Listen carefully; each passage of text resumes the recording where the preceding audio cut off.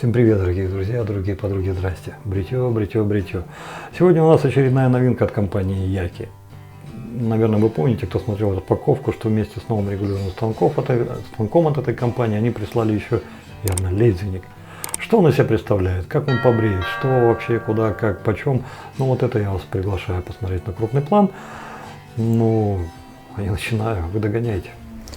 Прошу любить и жаловать предметы нашего сегодняшнего обзора. А теперь давайте начнем именно со станка, вернее не со станка, с новой головы. Это еще одна новинка Яки, которая пришла вот в последней посылке.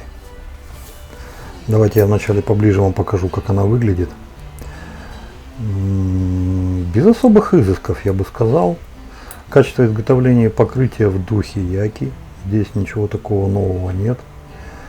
Как работать с этим лезвием, это мы сейчас с вами вместе будем определяться, потому что целиком лезвие сюда, конечно же, не войдет, придется делать половинку. Но вот по поводу фиксации половинки у меня пока какой-то определенности нет, потому что все, что из фиксации я вижу, это вот эти вот шпиньки, в которые нужно будет упирать лезвие. Если этого будет достаточно, чтобы получилась распорка между вот этими шпиньками и центральными штифтами, тогда вопросов нет, тогда все нормально, тогда все хорошо встанет. Если же этого будет недостаточно, ну тогда будет грустно, тогда будет кривая установка, и нам это навряд ли понравится. Внутри покрытие тоже неплохое. Ну а здесь вот так. Пока же, если вот, допустим, посмотреть вот так. Так, стань нормально. Вот обратите внимание. Ничего не напоминает? Такое ощущение, что они свою стандартную 89-ю голову взяли, пополам хакнули. И все. Здесь сильно выделываться не стали, для того, чтобы сохранить место для закрутки и не менять сильно голову. То есть вот оставили какое-то определенное пространство, необходимое для резьбы. А здесь технологически его просто закруглили. Но как это будет работать, вот сейчас мы с вами и проверим. Давайте, наверное, рапиру возьму. Потому что с рапирой я неожиданности меньше всего ожидаю. Как бы старая, добрая, проверенная. Ну, если вдруг что-то не пойдет с рапирой, я бы хотел поставить вот эти вот Louis Alum Blades. Так они мне понравились с последнего обзора, как вот они были. Ломаем пополам. Ну а теперь, как каждый нормальный мужик, выбираем левое. И пытаемся установить. Пытаться, наверное, начнем прямо с крышки. Потому что у нас здесь фиксаторы. Так. Ну, смотрите. Вроде бы пока нормально, да? Но я бы не сказал, что она как-то плотником прям под эти фиксаторы заходит. Все-таки определенный элемент подскока есть. Надо все это аккуратненько делать, иначе она тут же слетает. Так. Ну и все. Теперь уже устанавливаем. Ручки никакой другой не стал ставить, решил использовать ту же яковскую, которую они сейчас предлагают людям. Так. Ну вот про это я говорил, видите, ребят. То есть вот чуть-чуть где-то там что-то не досмотрите, и у вас уже пойдет вот эта порнография. Так. Ну, я уже в принципе-то потихонечку понимаю. Основная ошибка, которую совершили, это я бы, наверное, все-таки фиксаторы на нижнюю плиту поставил. Вот. Со второго раза у нас все получилось. Закрутил. Вылет вот такой. Равномерный. Кривь-косинус никуда не сбитый.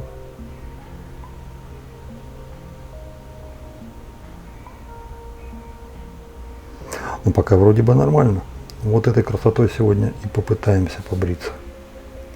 Благодаря опасной бритве РФ я сегодня могу вам показать мыло старой доброй компании, которая гремит на рынке мира уже не первое десятилетие, а может быть даже и больше 100 лет. Там надо в Википедию почитать. Edwin Jagger, английское. Мыло натуральное, парабены free. Здесь это даже написано. Принадлежит той же самой линейке, который был и Aftershave, который мне очень понравился, хоть и сохнет долго, зато после этого кожа у него Ну и состав, конечно, можете почитать. Кому интересно, поставьте на паузу. Здесь полностью все написано.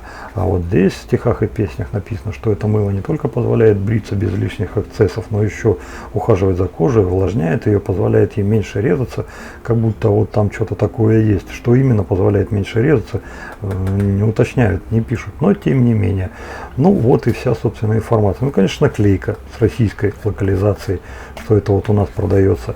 Это дополнительная рефиловая таблеточка. Это вот если у вас есть уже чашечка от Эдвин Джаггер, и вы покупаете себе новую толбетку, вот такую красоту вы можете и взять. Ну, выглядит, конечно, шикарно, но и упакован тоже красиво. Запах мне гораздо больше нравится, чем в автошейве. Он здесь, кстати сказать, более явственный, но и сделан, конечно, красиво. Ну, барза элегантская, я бы вот так сказал, прям ух. Сегодня и мы побреемся. А для того, чтобы нам легко работалось с таким мылом, я решил взять сегодня кабанчика. Кабанчик непростой, кабанчик португальский. Это у нас Симош, ребята. Вот это слово французское мне всегда тяжело давалось. Экселиор. Вот что-то типа этого. Ну, у кого лучше с этим произношением, поправьте в комментариях, ребят. Чем мне всегда этот помазок нравился, это сама непосредственность и сама простота, выраженная вот в такой вот форме. Все параметрические данные вы сейчас увидите его с правой стороны, а сам по себе вот этот Симош 610 и 820 это два брата, только с небольшими различиями в параметрах, которые всегда работали, работают и, я надеюсь, будут работать. Никогда не был замечен в хомячине, но всегда был замечен в том, что он свою работу выполняет быстро, просто и прямолинейно. То есть не вот так вот, а вот он должен это делать, и он это делает. Внешняя форма, да, мне всегда нравилась. Посмотрите, как ручка элегантно сделана. Ну, то есть так, ну, казалось бы, ну, просто, да? Ну, конечно, просто, что? Но, тем не менее, вот тут что-то такое вот все-таки в этой ручке есть. Все-таки из ряда вон маленечко. Достаточно сбалансирован. В руке узла самого, в смысле, ручки самой хватает для того, чтобы удобно держать. А вот эта кисть, ну, она небольшая, не маленькая. Вот будь она покороче, он был бы, конечно, пожестче, но и меньше. А будь подлиннее, ну было бы что-то уже вот такое. Вот золотая середина. Вот сегодня с ним и поработаем. Автошейв. Автошейв сегодня у нас с Украины. Когда-то давным-давно, по-моему, еще по прошлому году, Стас Just a Hobby подогнал мне вот эту вот штучку, совершенно эксклюзивную. По-моему, они больше его не производят. Мне она понравилась. Очень-очень. Пацаны, которые у меня его нюхали, не все разделяют мои восторги. Примерно где-то 50-50. Но все-таки мне нравится и не перестало еще нравиться, начиная от дозатора и заканчивая самим запахом. Оформление, стандартная фляжка, этикеточка такая вот, без личных заморочек, ни из чего сделан, ни кем сделан, ни из чего состоит. Но это вот что-то такое вот ограниченное было, видать. Вот просто Стас выпустил, не сильно заморачиваясь. Ну, в принципе, я его понимаю. Если это несколько штук, то какой смысл заморачиваться? Но вот эту штучку я с тех пор и храню. Сегодня она нам и поможет. Все, пошли бриться.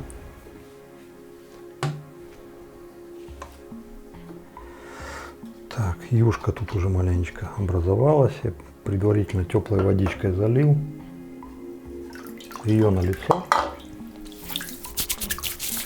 Ну так это совсем другое дело. Парни, я вам так скажу, что аромат в мыле гораздо интереснее, чем в автошейве.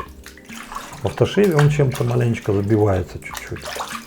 А здесь вот те самые ноты, которые номинируются, то есть лайм и гранат, но вот все-таки что-то такое есть. Кабанчик. Давайте посмотрим, что у нас из всего этого выйдет.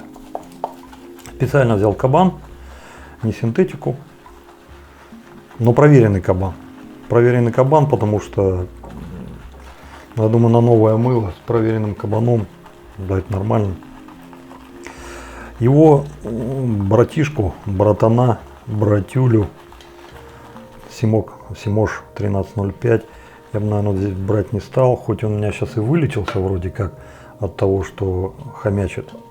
Но все равно еще нет такого, чтобы вот я ему верил на 100%. Так, ты будешь отсюда выковыриваться? Нет? Вот так, это оставим. Так, обтекай. Поехали, попробуем что-нибудь насбивать.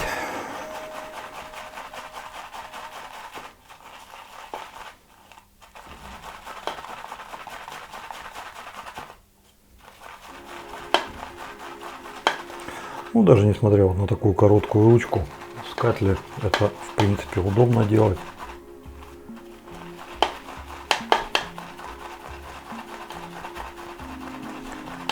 Ну, конечно, не так удобно, как было бы с длинной, например, ручкой. Но в принципе тоже работает. Тоже норм. Так, у нас тут уже пенообразование пошло по краям. Чуть-чуть добавим водички.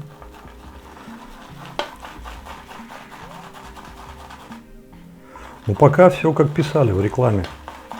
Пока мне пена нравится. Насколько она будет скользкая, стойкая, комплементарная, ухаживающая, заживляющая, увлажняющая. Вот это мы сейчас все и увидим. Мне кажется, я тут уже больше, чем на одно бритье взбивал. Давайте уже, наверное, пошли на лицо и будем бриться. Смотрите, какая красавица. Интересный факт. Сейчас пока сидел на компрессе, чаша с мылом под носом. Но я бы вам сказал, такой прям аромат, прям приятный. Не в том смысле, что он какой-то такой сильный и бьет на всю ванну. Нет. В том смысле, что он достаточно, чтобы его ощущать без перебора. И вот это приятно.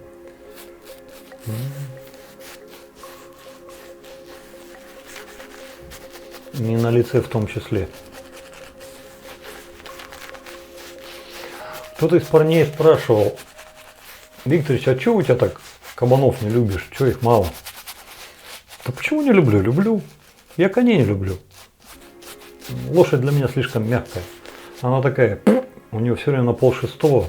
Это, ну скажем так, на любителя. Есть люди, которые любят такие поводки, да, не спорю. Но мне что-то как-то они не очень. А кабанчик, да. Кабанчик это интересно. Ну по пене смотрите, прям огонь.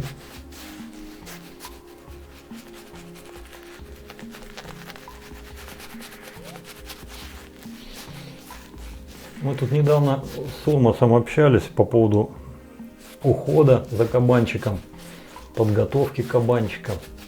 Он столько много интересного насобирал на эту тему. Вот если как-нибудь минута выдастся, можно даже видос на эту тему запилить. Вот ты купил кабана. И что тебе сделать, чтобы он быстро пришел в нужную кондицию, чтобы не ждать там месяц-полтора, как это в обычном режиме. Вот у тебя новый кабан, и ты месяц-полтора сбиваешь им, долбишь, пока кончики рассекутся. И он распушится, и он станет весь из себя такой чебурашка. Как это можно ускорить? Ну вот там вот Урмас, конечно, говорил кучу всего интересного. И у меня родилась мысль просто записать это на видео, что ну старики и так это знают.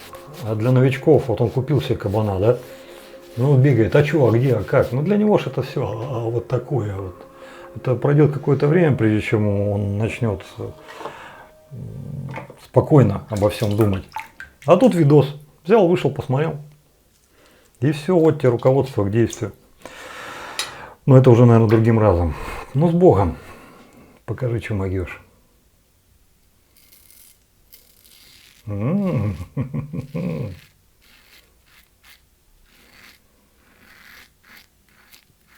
А это не гемы. Нет. Агрессивненький такой.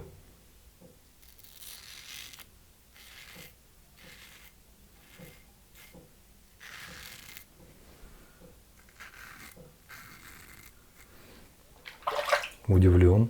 Удивлен.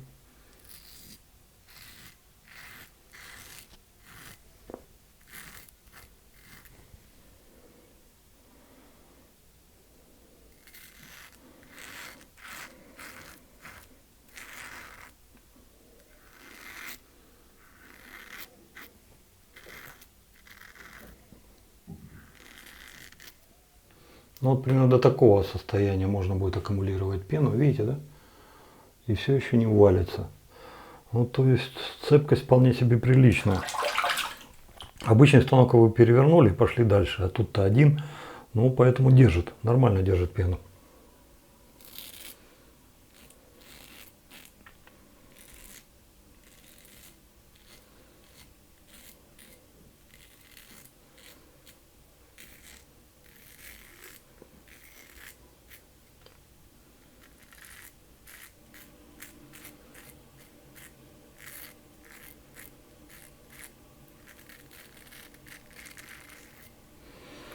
Ну, прям удивили.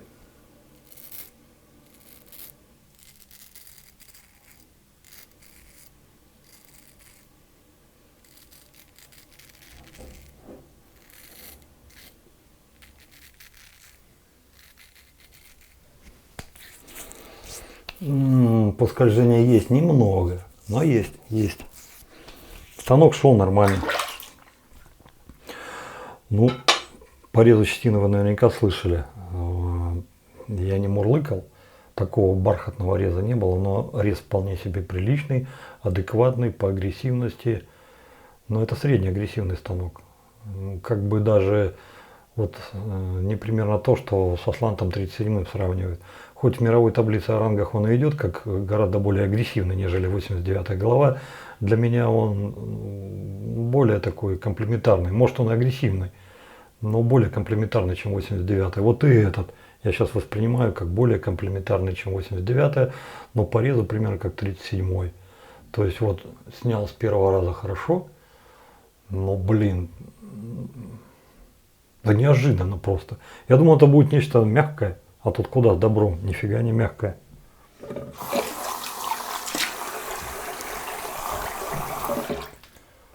Так.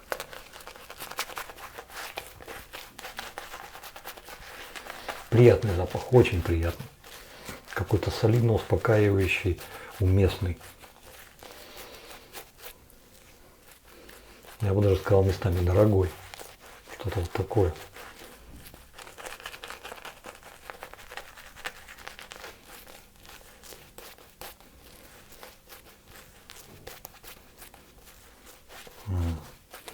Ну, нравится.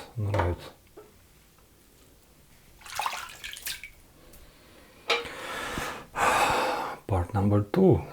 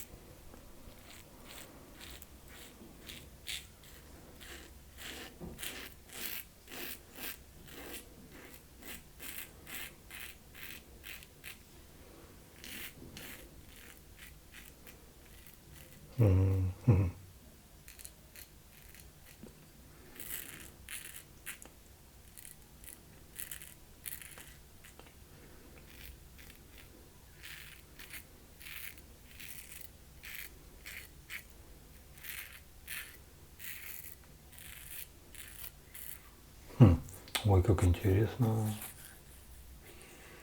Ребята, работа носогубная. Вот здесь вот везде вот это вот. Прям не пойму, в чем проблема, но вот казалось бы, ну что, обычный станок, да, с обоих сторон. И там что-то вот ты как-то делаешь. А здесь получается по размерам чуть-чуть меньше, совсем маленько. Ну как же удобно ему здесь работать, кроме вот этого движения. Это движение, как у обычного станка, ничем не отличается. Ну и проход номер 2, ой, 3.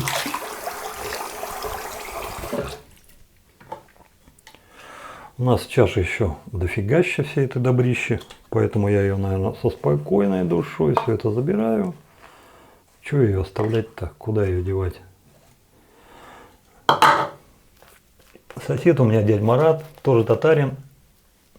Он бороду носит.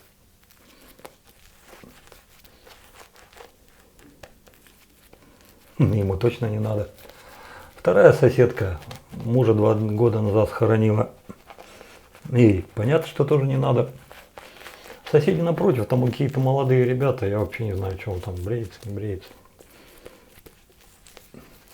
Так что не надо соседу. Брейся сам.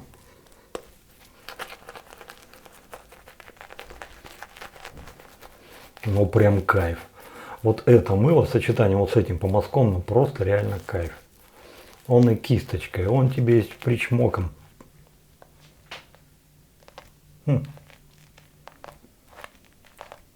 Ну еще чуть-чуть и до засоса дойдет. Вот так вот даже может. Хороший помазок.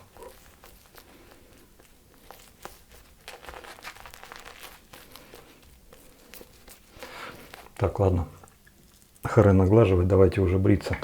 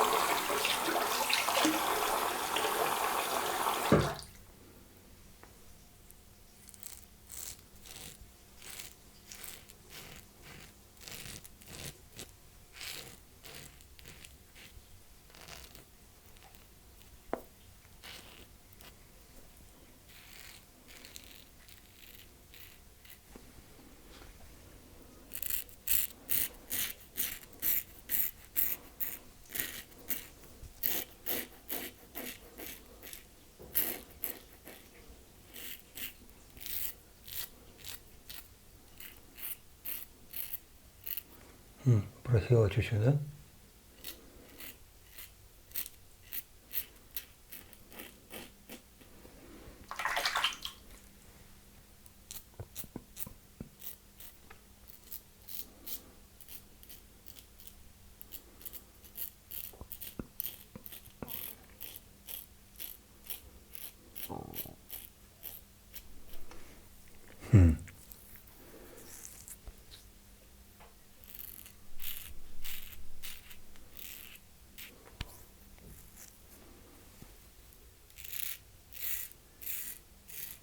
Ну, чтобы вы понимали, мыла вполне достаточно, можно еще и вот так пройти.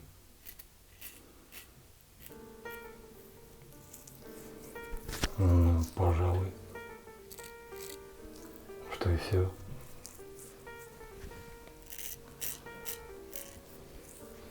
Все.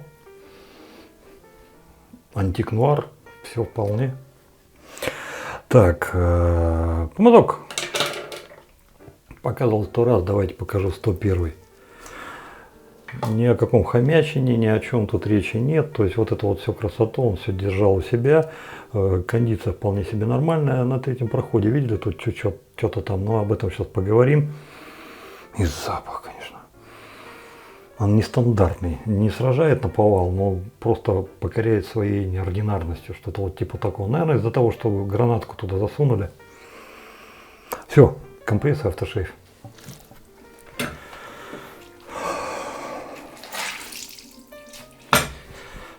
Хорошо.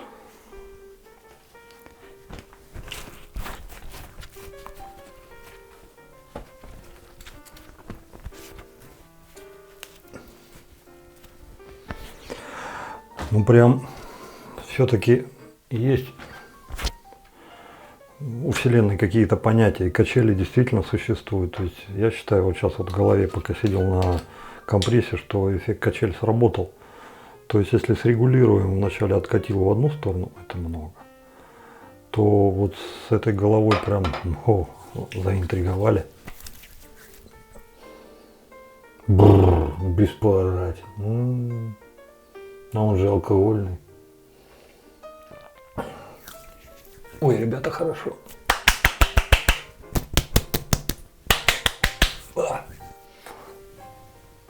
Ой, хорошо. Шупер. Стас сделал хорошие вещи. Жалко, что в маленьких количествах, жалко, что больше не делает. Но хорошее. Это хорошее. Плюс, ребята, кто не в теме, кто ищет первый помазок из кабана, один из вариантов, 14 евро. Так, 17 копейками, но тем не менее 14. 610, 680 или какой там 20. Ребят, не заморачивайтесь. Там один чуть подороже, другой подешевле. Вся разница в размерах. У него там кисточка на 5 мм длиннее. Как в качестве первого, так и в качестве основного годен по всем статьям. Лично я вот не знаю, вот до чего тут доколупаться вообще можно. Потому что это рабочая лошадка.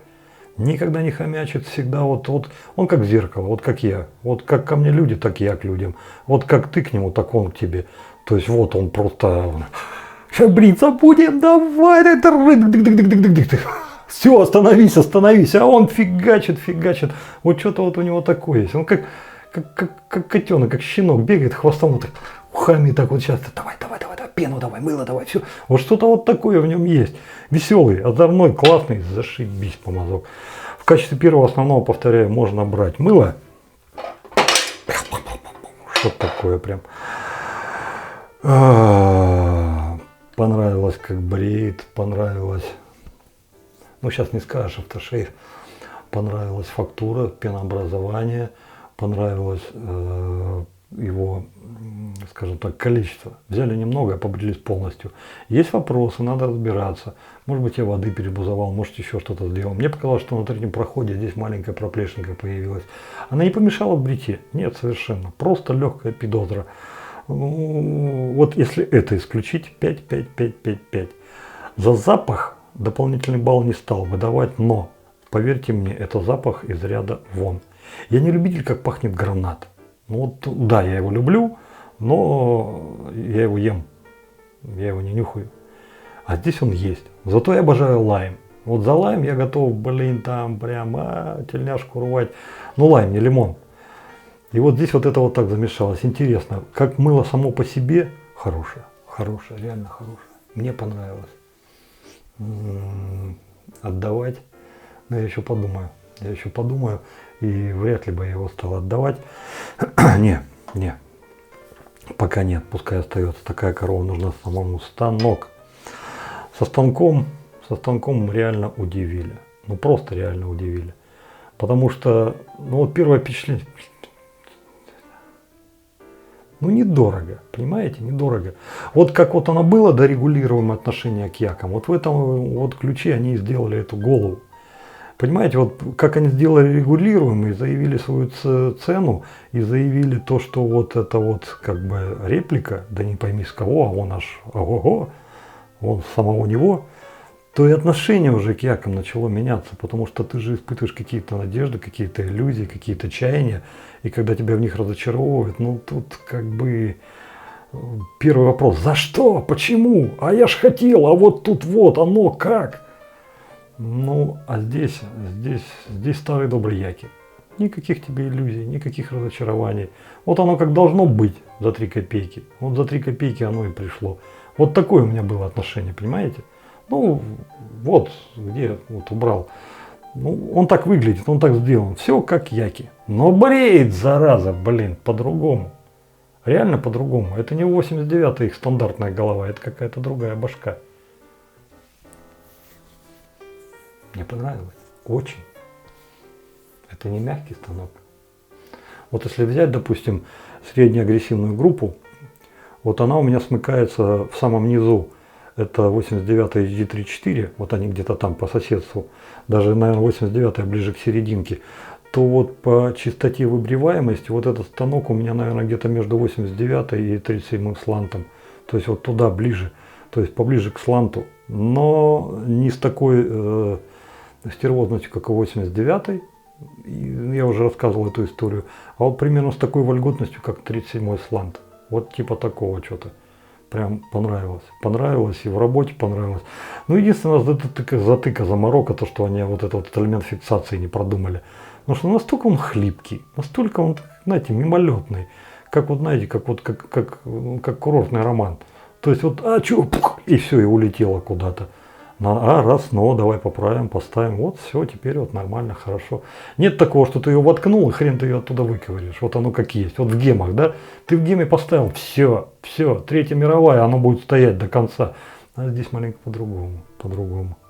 Но, тем не менее, вангую станок будет пользоваться бешеной популярностью. Вангую. Все те люди, которые любят агрессивные, среднеагрессивные бритвы, за ним в очередь будут стоять, если он кончится, и будут брать. Тем более, что его не продают в качестве станка, его продают в качестве башки. Но чисто так предположительно, это, скорее всего, будет 3-5 баксов, не дороже. За 3-5 баксов еще такую не взять-то, да вполне себе. Очень-очень интересная штука. Это не целое лезвие. Все-таки половинка.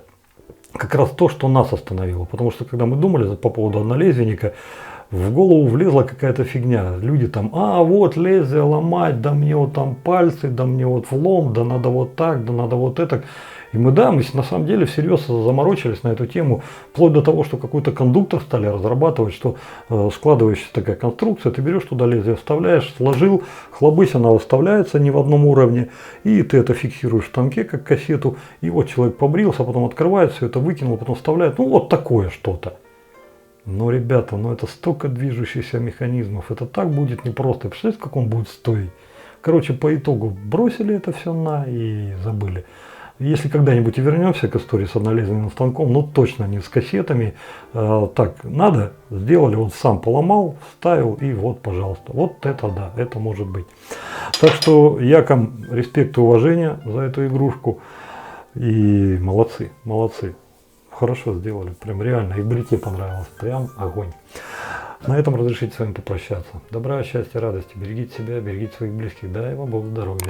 И пускай у вас всегда все будет хорошо. И помните, если вас сейчас качели занесли на какую-то черную полосу, то очень высока вероятность, что сейчас пойдет все в обрат, и Вселенная все откатает прямо на белую.